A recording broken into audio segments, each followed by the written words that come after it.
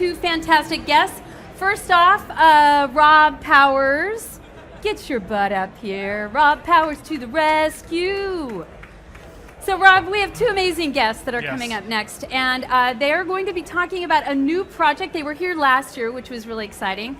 They're going to be talking about Space Command. Yes. Which is a cool series of feature films, no less. I've been told that it is a combination of, so imagine Battlestar Galactica in the 50s, right? So we would like you to give a warm welcome to Jeff Mark and Mark Zickery. All right, you guys, please come on up. And awesome. I'm Thank you, get Kiki. Thank you, guys. All right, we'll take this. Thank you guys so much. I'm over here, and let's, there we go. We got another chair right beside you. We'll scoot this over just slightly, make sure we're blocked properly on camera. How about we scoot a little further over? We'll give you the mic to pass back and forth. Hello, hello. So, Mark, and hey guys, how are you? Good. Yeah? How you doing? Yeah. Some of you may have seen the stream from last year when they were talking about the new series, the show, but they just came from Comic-Con, right? Yes, Tell that's us right. how that went. How did Comic-Con go? It was terrific. We had a huge panel at Comic-Con with Jeff Mark, with some of our stars like Mira Fulan and Doug Jones and Dean Haglund from X-Files and Bill Mumy from Lost in Space and Babylon 5. I mean, plus the Air Force is now officially aboard, so they were on the panel with us. It was very funny because our Air Force representative was in his full uniform, so when he got out of Comic-Con, everyone was going, "Great costume, man!" Awesome. And he's like, "No, this is a uniform." That's great. So it was great. That's great. So tell us a little bit about your background. So for those that didn't see the stream last year, sure. Tell us a little bit about what you have done and what your. Well, I have hundreds of hours of network TV to my credit. So I started right out of college. I wrote The Twilight Zone Companion to learn how to write and produce TV. And then I started writing for shows. So I wrote for Star Trek The Next Generation, Deep Space Nine, Babylon 5, Sliders, tons and tons of science fiction shows. And then I became very interested in the new model. And I think also with the great effects that you guys have been doing with, Babylon 5 all the way through Trek and Battlestar Galactica and now Defiance and Walking Dead, I was so engaged by what you stood for and how easy Lightwave was to use. So it just seemed like a natural match. So I don't know if you want to... My first job as a visual effects artist was Babylon 5, second or third season. I had been using Lightwave at that point for 5 or 6 years, so I'm hooked, from the cradle almost. I've worked on Roughnecks, Battlestar Galactica, a million commercials, all in Lightwave. Just finished Sharknado. Oh, wow. Anybody seen Sharknado or heard about it? It's an interesting point. I want to bring this up. Some people have criticized Sharknado, but I'm a huge fan because there's no other, companies like Roger Corman's and what I think Asylum is like the modern day version of that have been the training grounds for all of the great filmmakers, including James Cameron. Many of the stars, the actors of Jack Nicholson and other people learned in these environments where you have quick turnaround, and I don't think there's any other 3D application that you could have that would actually allow you to do hundreds or thousands of visual effects so quickly. I think Joe Lawson and the crew at the Asylum would agree with you 110%. Yeah. Yeah, there's no way they could do. I think Sharknado finished up around the 300 VFX shot count, and they had 10 people 1 month. Yeah, 1 month, 10 people. I think it just proves the point Lightwave is scalable, and I think you can do the Battlestar Galactica, you can do the Hunger Games film, you can do the Amazing Spider-Man stuff when you have the budget and schedule, and when you don't, Lightwave can bring it for Sharknado. I love that, But most of those projects were done in Lightwave anyway. Yeah. Galactica was all Lightwave. Yes. Serenity was all Lightwave. Yes. So, yeah.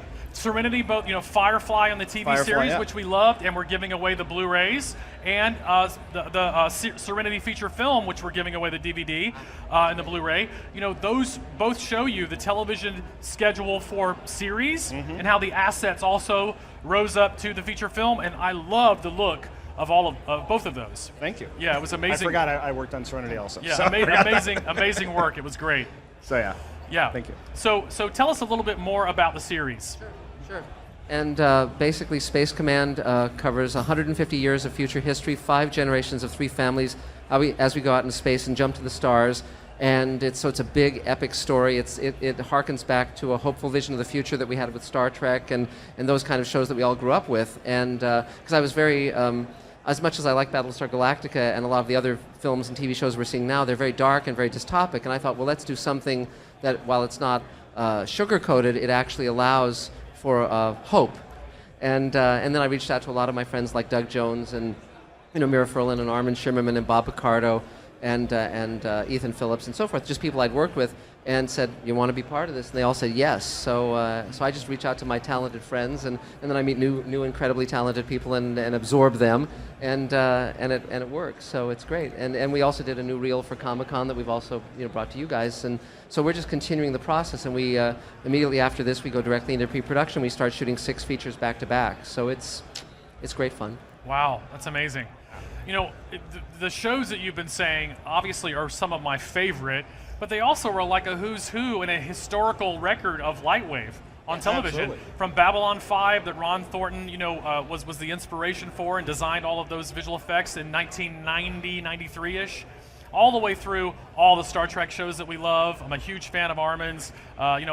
Really, the actors that you have on the show, I watched your presentation, your reel that you had prepared, and it was really like a who's who in these favorite shows, the stars that you have involved in your project. Yes, and the thing is, again, because of the internet, because of shooting on digital cameras and editing on Final Cut Pro or Adobe Premiere, and then thanks to Lightwave, and you can now do stuff where you don't need a network and a studio and millions of dollars to deliver the kind of content that we all love, but that the studios and networks choose not to do. For instance, I don't have to ask their permission to bring Mira Fulan and Armin and all of these actors aboard, because that doesn't fit their business model, but it certainly fits what we all love, and these are actors that we love and want to see, and it's just a thrill to bring them on set and have them say the lines that I write.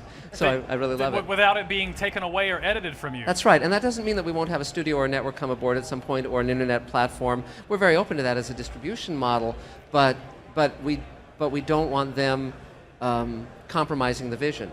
And so because of Lightwave, because of these wonderful tools that we now have that we didn't have 10 or 15 or 20 years ago, it becomes much more like writing novels, where you can sit down and write, your vision and have it realized. And I think that's terrific, because I've always loved the collaboration of film and TV, and so this is the ideal world. I mean, it's terrific. I'm thrilled. We have our own studio now, our own soundstage, green screen stage, all that stuff. And when you came aboard this process early on during our Kickstarter campaign, I was thrilled, because you come from our world as well, and so you understand it. You're not someone coming from a business model. You're coming from the art side, and then bringing engineering to that mix, which is terrific. I think that you're every bit as much a partner on this project as Jeff or myself or the actors, quite frankly. Yeah, it really is. I mean, one of the things I love about Lightwave is it really is a tool made by artists for artists, and we do understand, because we're sitting in the seat.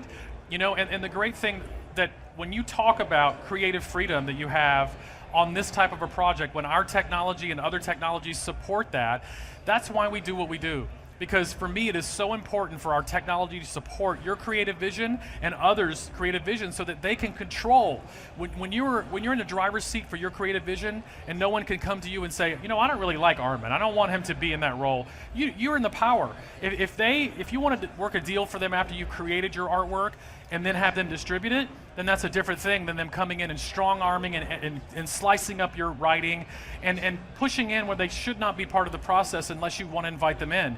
And I think that freedom that you get with a tool like Lightwave, that gives you all of the pillars of 3D production, from modeling, texturing, rendering, effects, bullet dynamics, and the Emmy award-winning renderer, unlimited nodes for that, it just empowers this kind of creativity.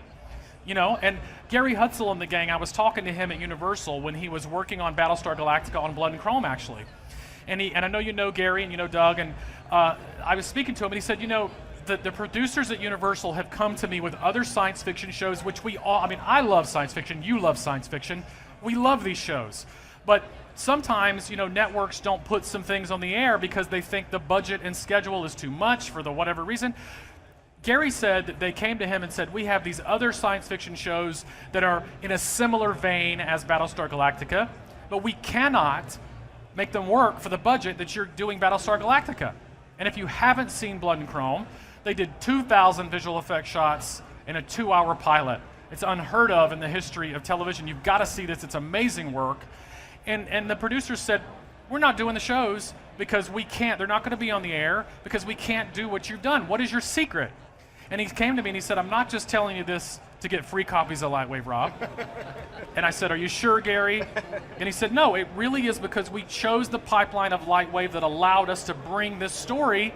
And I got to enjoy, and you guys got to enjoy Battlestar Galactica and now Defiance and these other shows that would not be possible if it wasn't for the more efficient, streamlined pipeline that has been proven for 25 years with Lightwave. And I think, Emmy award-winning artists right and left, the shows have won Emmys, and it really is a production proven from start. I mean, think about, how many of you guys remember Sequest DSV when Steven Spielberg was dipping his toe in the television visual effects? That was awesome. Now we have Terra Nova, a decade or so later with the dinosaurs that look like Jurassic Park with Steven again involved, all using Lightwave in their pipeline. There's something here in this message. There's a reason why this tool has been proven and has brought us so many great visual effects shots in these science fiction shows, and I love it. I'm so happy that you are bringing your vision and all the great work that you've done with using our tools and other tools to make that possible. Well, and also I feel very strongly, because a lot of my friends say, well, we can't do that, that's too expensive, or we can't do that because a studio or a network isn't aboard. And for me, I always say, no, it's not an aspect of budget, it's an aspect of the friends you have and the knowledge they have. And so this is why, for one thing, that's why I brought you and our VFX supervisor into way early prep, because the more I know what's possible, the better. And because then I don't limit my vision, I don't limit what I'm doing. And so we've got big battle scenes and space battles and armies of androids and you name it, because we know what we can do because of the tools and the talent that we have. And so and when I speak to young people in the industry, because I literally mentor thousands of people via the roundtable I run and other speeches I give, what I say is, don't limit your dream, don't wait to be picked. Because you can gather together talented friends, and now your talented friends can be around the world thanks to the internet. Right. So, for instance, some of our shots were done in Germany, and you've been talking to us about this, and we've been talking to Chess at the school in Barcelona, and I'm sure ultimately we'll be probably on all the continents, including Antarctica, getting shots generated. Some little penguin with a computer. This global community. Exactly. And let's talk about the roundtable. Now, you have for how long been running the writers' roundtable in Hollywood? 20 years, and it's not a writers' roundtable. It's writers, directors, actors, visual effects people, editors, composers, novelists. It's anyone in the game, where we meet every Thursday night. We have thousands of members, and we have offshoots all over the country where we get together to help each other and be supportive of each other's works and careers, because Hollywood can be very, very corrosive and very depressing, and isolation is all of our enemies. And so the more we help each other, the more wonderful things get created. So I think, and again, this is very much an inclusive spirit that I see in what you're doing as well, Rob. So it's great. And the other thing I let people know is, I hate the arrogance of Hollywood. I hate the pecking order, because it excludes talent and it excludes creativity. And so the more you let people in who can, who have enthusiasm and the right kind of heart and the right kind of willingness to learn, the better. And again, this is where Lightwave is I think what you stand for is very much in alignment with what we're doing. So, yeah. Well, we love that, and one of the things I love about you is the time that you've given to mentor new people that are coming into the industry and give them inspiration like this. You're listening to a master's opinion that has been in the industry and that is giving advice, and that you freely give to people in this roundtable and other ways. And I think you mentioned that we set up an appointment with you to meet with Chess at the Effects Animation School in Barcelona. We're going to be interviewing Chess on stage, as well as Javier, one of his lead instructors. This is a school that does that, empowers students with Lightwave to do these amazing things, and you guys are going to be allowing them to work some with you and learn from the experts in the industry, and I think that is a really amazing thing. Do you want to talk a little bit about some of the your thoughts about that? Well, one of the things that excited me about this project is the opportunity to bring in people who have a talent, who haven't been discovered, and bring them into the process. When I was on Babylon 5, half of our crew were fans of the show that had used Lightwave at home, wherever, sent in a reel, and let's bring them on board. We're going to have the same thing on Space Command without VHS tapes. Yeah. In fact, or beta. The reel that we did at Comic-Con, half of the art was done outside of America by people on Lightwave in their living rooms, wherever they do it, sending it in to me, make notes, they would be back, and just the process was so simple and so smooth. That's very cool. You know, that's one of the things that I've loved, this creative freedom that you both have spoken about. When you have a tool like Lightwave that gives you all of that, I feel that no studio that happens to, you know, lay me off or to not have a project or whatever can take away my creative expression, because I have all that I need to think of an idea and not limit myself. And actually, I don't have to call and say, can you let me use the render farm, or can you let me? I have it all with my copy of Lightwave, the creative freedom. It allows me to respond to these opportunities and to have a burst of inspiration and to be able to, all the tools that you used on Battlestar Galactica and Babylon 5 and all the shows, they are right there for me, and the same ones that were in those pipelines on my desktop. Absolutely. Yeah, a couple years ago, I did an entire music video between gigs, just me, Lightwave. That was it. Right. And it got out there. I don't know where it is now. It's right. all over the world. Right. So, yeah, no, you can be starting off, or you can have 20 years in the business. Lightwave's like a sketch pad all the way up to a final render. Without the need to go to some external render pipeline or figure it all out. You just have it there.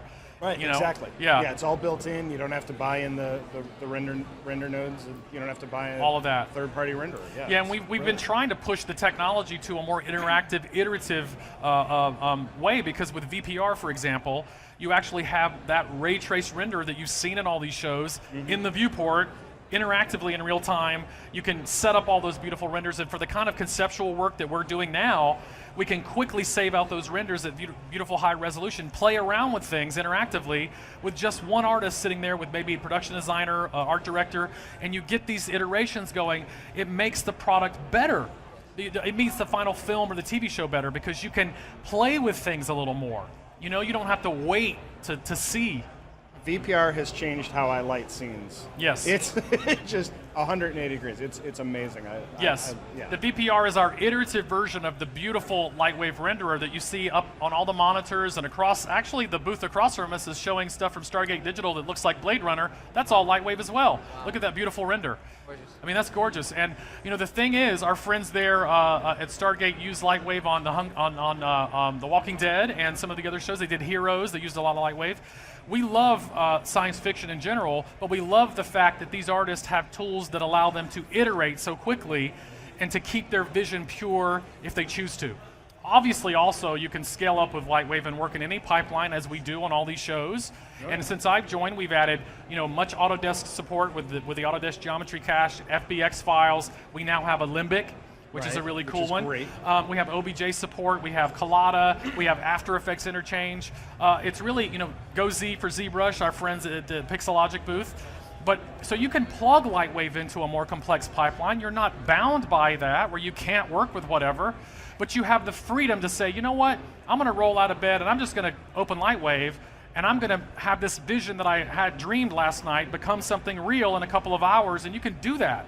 And that's the freedom that Lightwave brings. It is a different pipeline than other pipeline choices, and I love the fact that it's empowered all of the beautiful shows that you've worked on, that we've all loved, and I feel richer because we've been able to see that, you know? Oh, and one thing I should jump in with is that I developed Captain Power and the Soldiers of the Future for television. That was really the first show that used digital effects and digital characters in live action. And again, that was where Ron Thornton was initially our model builder, but they said, I think I can do some of this stuff, you know, with computer effects, and then that segued right into Babylon 5, which I wrote for. And again, I've always been fascinated by the digital effects arena, because it gives us so much possibility. And it also, as you say, the turnaround is so much quicker now. And the fact that we could do a reel where we get our actors on the green screen stage and pull together a reel and show it at Comic-Con, and we haven't even shot the film yet, but we're able to generate effect shots and generate models and do all of that just to show the fans what sort of is in my head that we actually haven't even done yet. But it's like it's almost like a quick sketch, and I love that how we can take those tools and utilize that. It's terrific. And I was just showing you before we came up here, I was showing him the 3D printing. You can see the head that we have sitting over to the side, and those of you who are watching the stream have seen that in our demo video. That was printed from files from export from Lightwave 11.6. So you export the VRML, and I was sharing with Mark how you could take a creature design, and now you can export that file from Lightwave with all the surface color data, and you have your concept sculpt of your character when he goes into a pitch or he wants to work with someone and shows them what he is thinking of. He actually has the physical thing there with all the surface color directly from Lightwave. We printed that with Shapeways. It was like $150 to do this 12-inch sculpture, you know, and with all the color data. It's unheard of for the creativity turnaround. And I think that those tools and the Nevron motion capture for facial, if you're doing visualization, I told Mark, you could actually play the character if you wanted to, you know?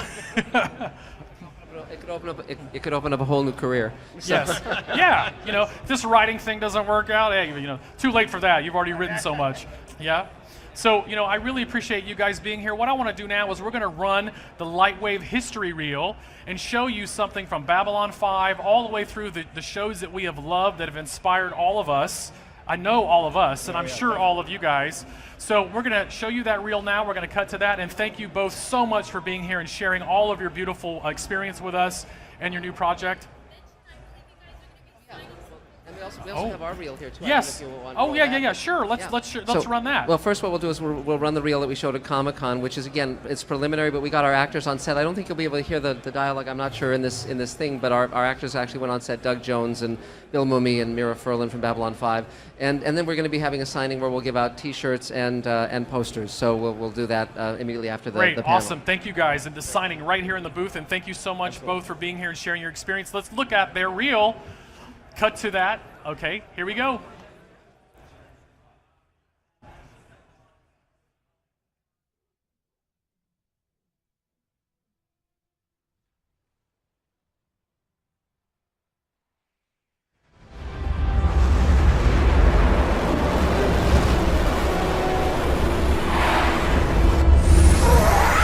A hopeful vision of the future.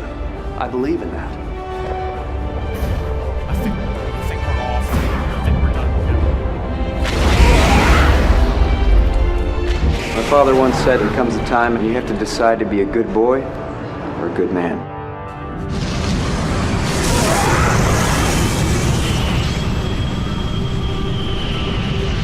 Give me one alternative that doesn't end with us suffocating to death in this coffin.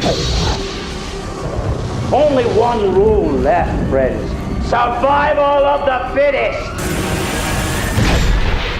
We're just gonna go on a feeling? Engines now!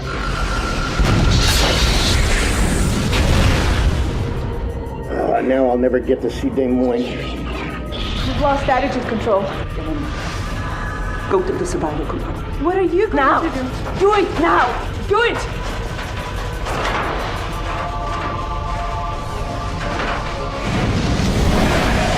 Kill all power, kill everything now! During the Great Solar War, each side understood that business had to be conducted, even during wartime.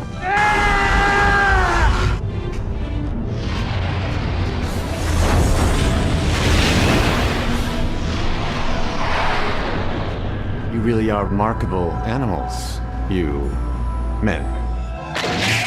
Chimpanzees could not have done all this, not without considerable modification.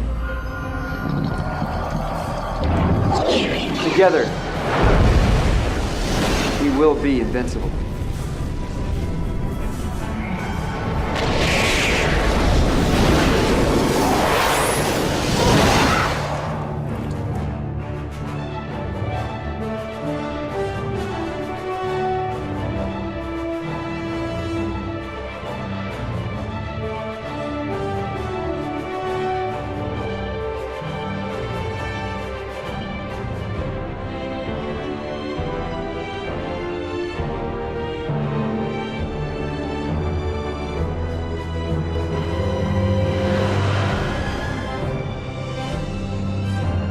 Let's get this show on the road.